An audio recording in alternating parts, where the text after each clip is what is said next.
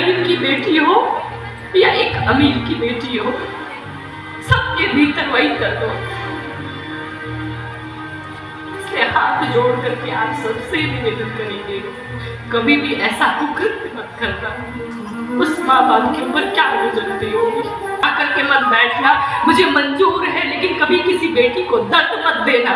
इस व्यासपीठ से हाथ जोड़ करके निवेदन करती हूँ।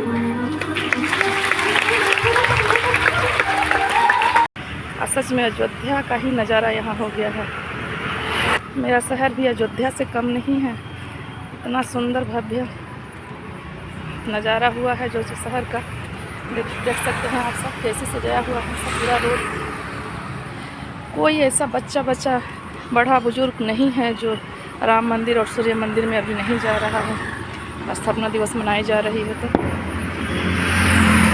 सनातन धर्म को जिंदा रखना चाहिए और अपनी संस्कृति को कभी नहीं छोड़ना चाहिए। यही सभी से हाथ जोड़कर प्रार्थना है। आप सब भी भगवान राम का कथा जरूर सुनें, हो सके तो रामायण का पाठ भी करें।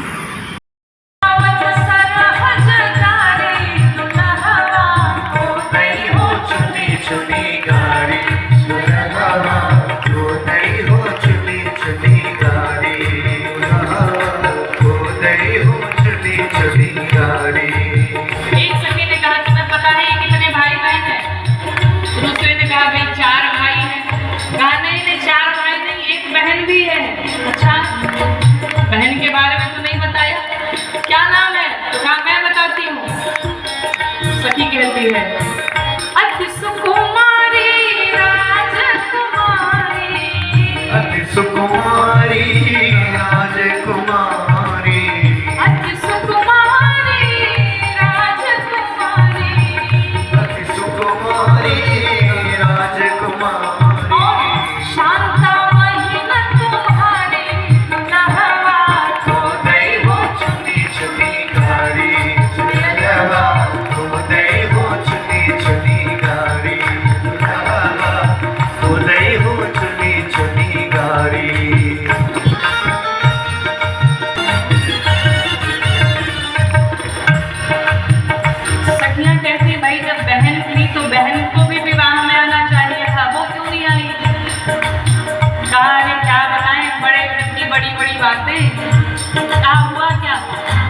राजकुमारी थी, विवाह भी राजकुमार से होना चाहिए था। फिर ऐसा नहीं हुआ। फिर क्या हुआ? सुनो बताती हूँ। देना तो चाहिए राजकुमार को, देना तो चाहिए राजकुमार को, देना तो चाहिए राजकुमार को, देना तो चाहिए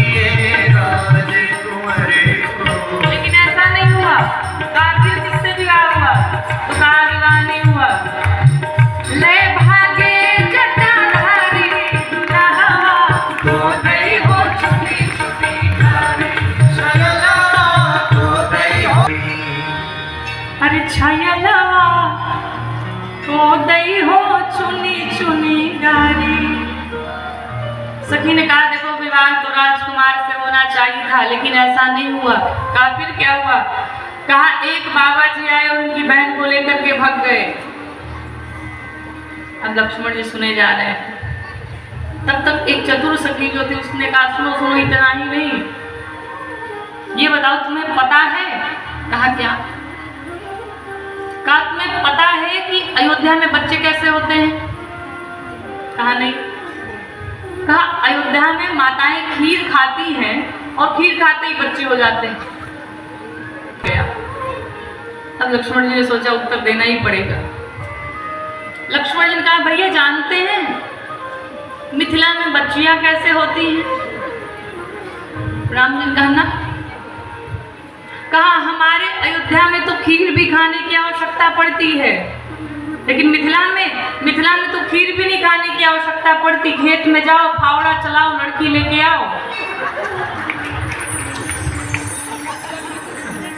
नहले पे दाखला। सखियां बड़ी प्रसन्न है। लोगों के दाग चाप सहने पड़ते हैं लेकिन उसके बाद भी वो कन्या मुस्कुराती रहती है। एक अनजाने से घर में आकर के अपना घर छोड़ छोड़ करके आपके घर को वो अपनाती है, आपको अपना बनाती है, और आप उसके साथ ऐसे दुर्व्यवहार करते हैं, बड़े शर्म की बात है। और यकीन मानिए जो भी व्यक्ति ऐसा व्यवहार करता है उसे नरक में भी स्थान नहीं मिलेगा। चल रहा है, विवाह के 15 दिन पूर्व बारात आ गई और विवाह के 15 दिन बाद तक बारात रुकी रही। विदाई की, विदाई का समय आया। जिस प्रकार से हर एक माँ अपनी कन्या को विदा करते समय शिक्षाएं देती है, उसी प्रकार से आज सुनैना मैया ने भी माँ जानकी को शिक्षा दी। माता सुनैना चारों कन्याओं को लेकर के अपनी गोद में बैठी हैं, सिखा रही हैं तुम्हें किस प्रकार से बर्ताव करना चाहिए। माँ जानकी अपनी माँ की हर बात सुन रही हैं। इधर महाराज जनक जी ने जाते समय महाराज दशरथ के सामने हाथ जोड़ करके खड़े हो, कहा महाराज से बड़े हैं, हमारी बिटिया का ख्याल रखिएगा। महाराज दशरथ ने कहा कि महाराज आपने क्या बात कही, मैं बड़ा हूं, एक प्रश्न का उत्तर दीजिए, देने वाला बड़ा होता है कि लेने वाला बड़ा होता है? देने वाला। फिर हम समाज में ऐसी भ्रांति क्यों फैली है कि सदैव यही बातें आती हैं कि वर पक्ष बड़ा और वधू पक्ष छोटा। जो बाप अपनी कन्या का कन्यादान कर दिया, जिस बाप ने अपनी बिटिया को पाल पोस करके बड़ा किया, पढ़ाया लिखाया, उसकी हर एक छोटी से छोटी खुशियों का ख्याल रखा, उसके हर सुख दुख में उसके साथ खड़ा रहा, और जब उस योग्य बना दिया, वो योग्य बन गई और फिर उसको विदा कर देता है। आप विचार करिए उस पिता के ऊपर क्या बीतती होगी। एक अनजाने से घर में, जिसे वो जानती तक नहीं है, उसके परिवार वाले कैसे हैं उसे जानती तक नहीं है, लेकिन एक अनजाने से घर में वो अपना रिश्ता बनाने जाती है। और फिर भी दहेज के लोभ में न जाने कितने घरों में लड़कियों को जला दिया जाता है, उनका जीवन बर्बाद कर दिया जाता है। किस कारण? दहेज लेकर के नहीं है। हर एक कन्या का पिता यही चाहता है कि मेरी बिटिया ससुराल में जा रही है, उसे किसी चीज की कमी ना हो, उसे कोई दुख ना हो, उसे कोई परेशानी ना हो। वो अपने हिसाब से जितना उसका लेवल होता है वो सब कुछ करता है, किसी को कहने की आवश्यकता नहीं पड़ती। लेकिन फिर भी कुछ ऐसे निर्दयी लोग हैं, बेशर्म लोग हैं, उन्हें ये शर्म नहीं आती कि उस कन्या के पिता की लाज को नहीं रख पाते, चंद पैसों के लिए अपना घर बर्बाद कर देते हैं।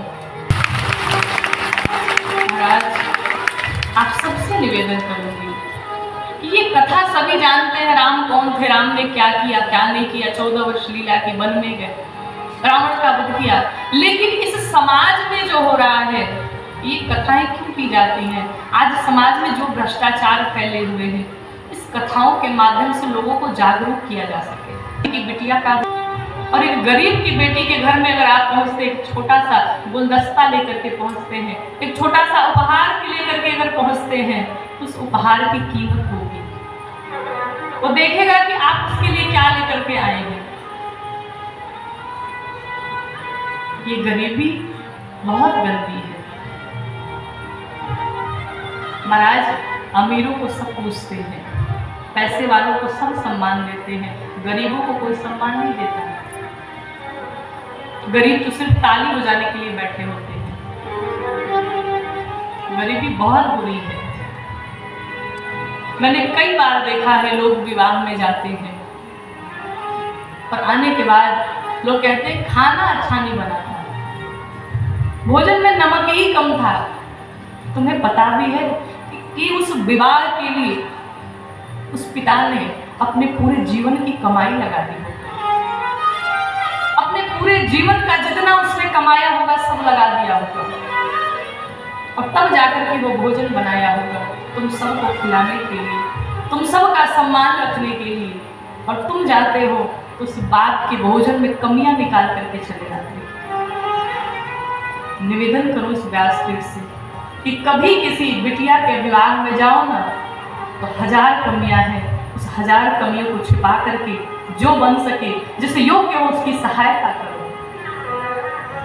यही भगवान की सेवा है, यही नारायण की सेवा है। भगवान साक्षात आपकी सेवा लेने नहीं आएंगे, ऐसे ही लोग हैं जो भगवान के रूप में हैं। और अगर आप उनकी सेवा हृदय से करते हैं तो यकीन मानिए निश्चित तौर पर भगवान आपके साथ जीवन भर खड़े रहेंगे, तो सजा सके, जो आपके घर को संभाल सके। आप विचार करिए, जो बहू घर में 20 लाख दहेज लेकर के आती है उसके तेवर भी अलग होते हैं, और वो भी क्यों ना, मैं तो साथ हूं उसके, क्यों? उसके बाद से आपने सारे पैसे खींच लिए, तो फिर वो क्यों मानने जाए, वो क्यों समझौते करे आपसे? जब आपने उसके बाप के साथ कोई समझौता नहीं किया तो वो क्यों करे? तो क्या उस बेटी को दर्द नहीं होगा? तो फिर वो भी बेटी किसी प्रकार का कोई समझौता नहीं करेगी, और करना भी नहीं चाहिए।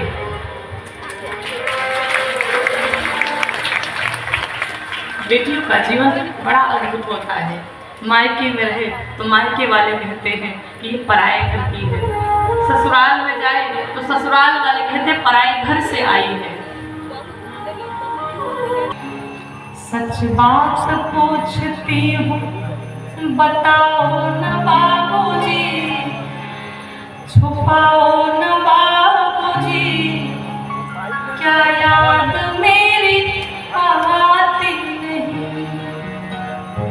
वो बिटिया कहती पिताजी क्या आपको मेरी याद नहीं आती कभी? जिस बिटिया के बिना आप एक पल भी नहीं रहना चाहते थे, क्या उसका विस्मरण कर दिया आपने?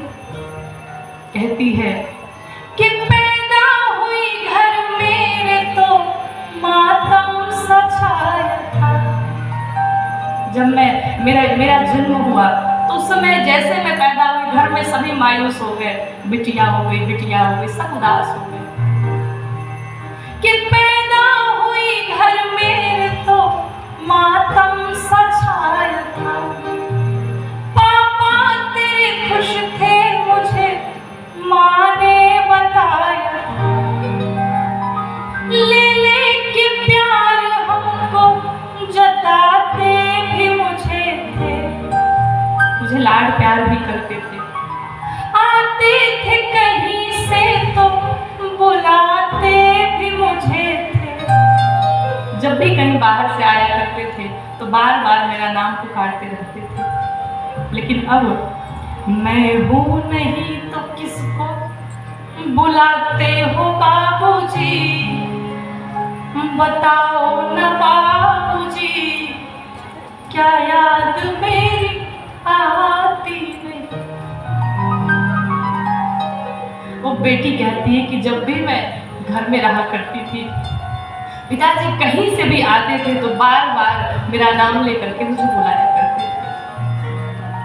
वो बेटी की करुण पुकार है, मुझे बहुत प्यार करते थे, बहुत प्रेम करते थे।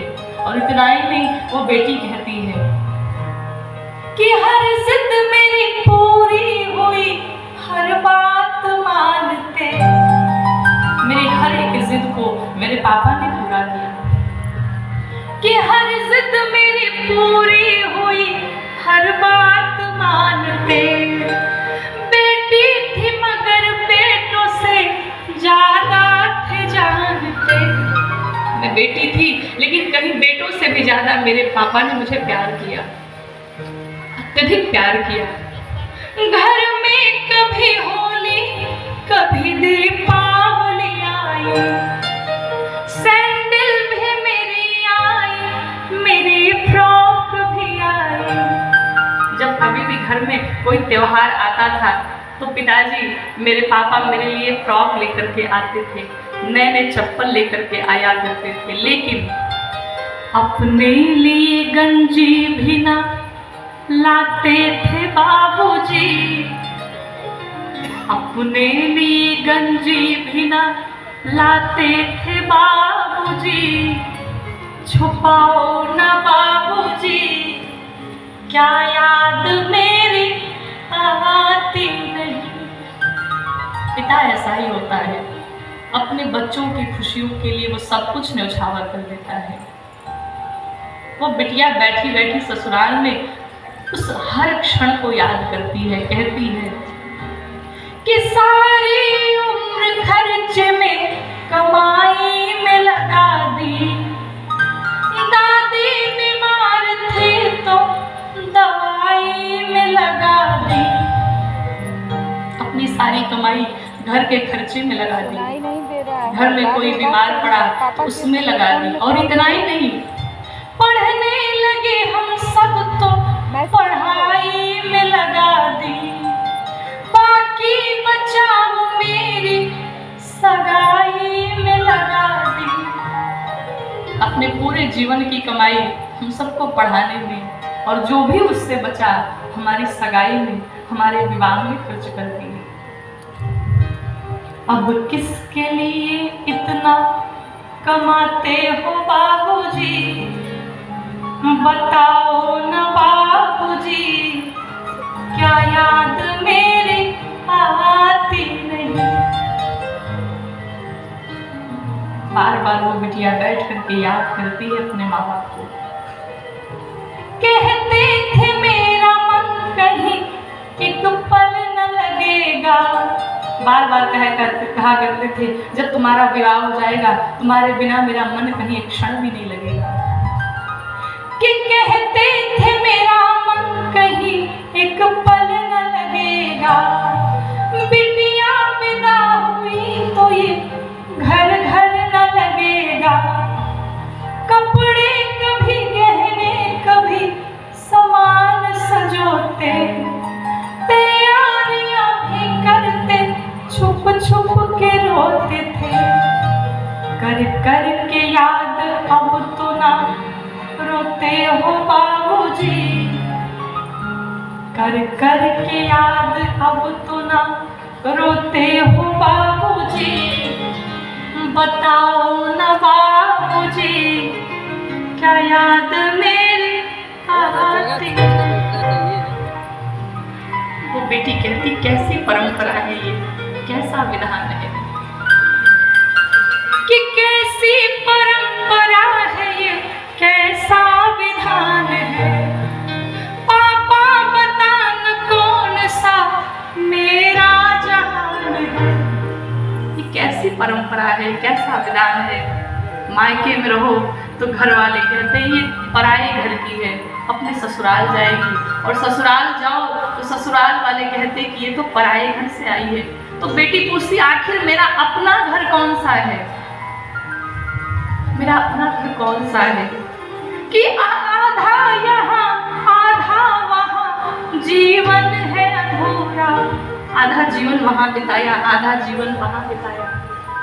कि आधा यहाँ आधा वहाँ जीवन है अधूरा, पीहर मेरा पूरा है ना ससुराल है पूरा, कोई मेरा पूरा पूरा नहीं, वहाँ भी नहीं और यहाँ भी नहीं। क्या आपका भी प्यार अधूरा है बाबूजी, जिस प्रकार से मेरा यह जीवन अधूरा है, क्या आपका प्यार भी वैसे ही अधूरा है?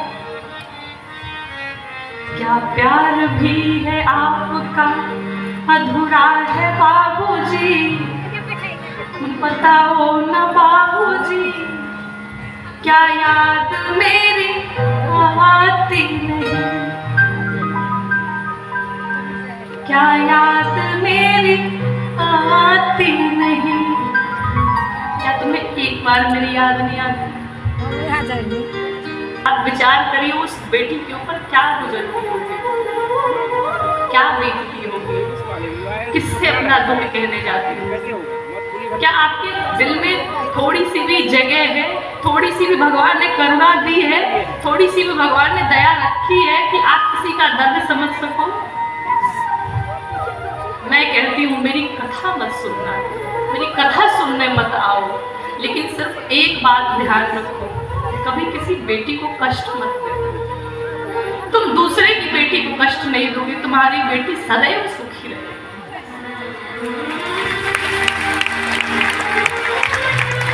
हाथ जोड़ करके निवेदन करती हूँ, हाथ जोड़ करके निवेदन करती हूँ, कभी किसी बेटी को कष्ट मत देना।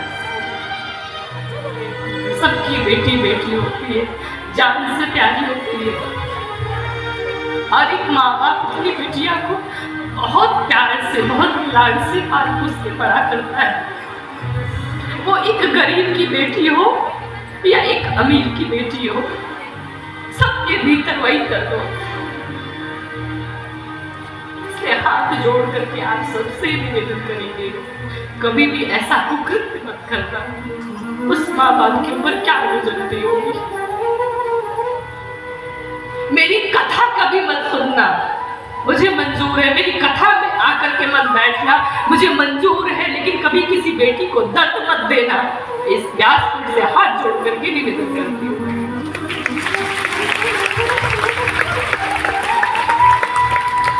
अपने माँ बाप को कभी कष्ट मत देना।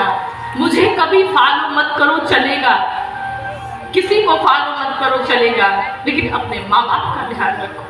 अपनी संस्कृति से जुड़े रहो, अपनी परंपरा से जुड़े रहो। हैवान मत बनो। भगवान ने तुम्हें मनुष्य का जीवन दिया है, भगवान ने तुम्हारे हृदय में एक दिल दिया है और उस हृदय में प्रेम भरो सबके प्रति। करने का